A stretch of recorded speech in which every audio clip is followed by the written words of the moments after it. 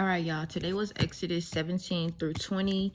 In 17, we start off the chapter with the people complaining to Moses because they were saying, like, you brought us up out of Egypt just so we can die, because they were all thirsty.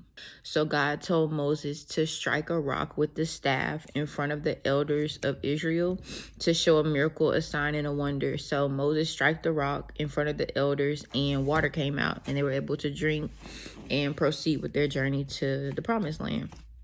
Chapter 18 is when they visited Jethro. Jethro is the priest of Midian, and as we know, Moses had went to Midian when he fled Egypt, when he killed the Egyptian, and that's where he met his wife. So Jethro is Moses's father-in-law, and Jethro is Zipporah's father.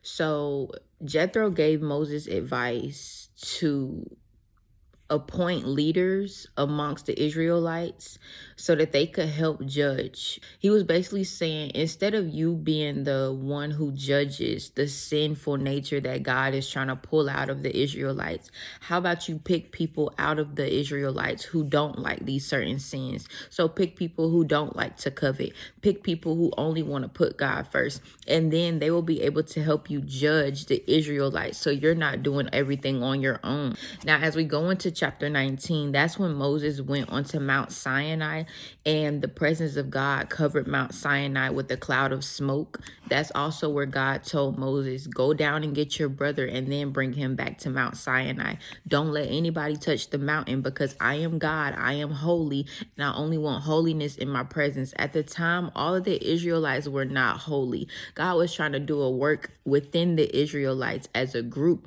So God said, I don't want them to touch me, because God is holy. He didn't want unholiness in his presence. Therefore, he didn't want them to touch the mountain while his presence was on the mountain with the cloud of smoke.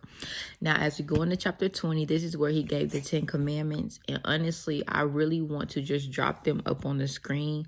And the Lord has been highlighting the 10 commandments lately because I don't think we understand, but if God gives a set of laws and instructions, we are set to follow them. Like, he is God. He is the one thing on this earth that we should fear. He is the only thing that we should say, okay, I need to take a step back and submit myself and humble myself. This thing is higher than me. This thing is above me. I shall submit. I need to fear this being. So when God says, have no other gods before me, have no other gods before him,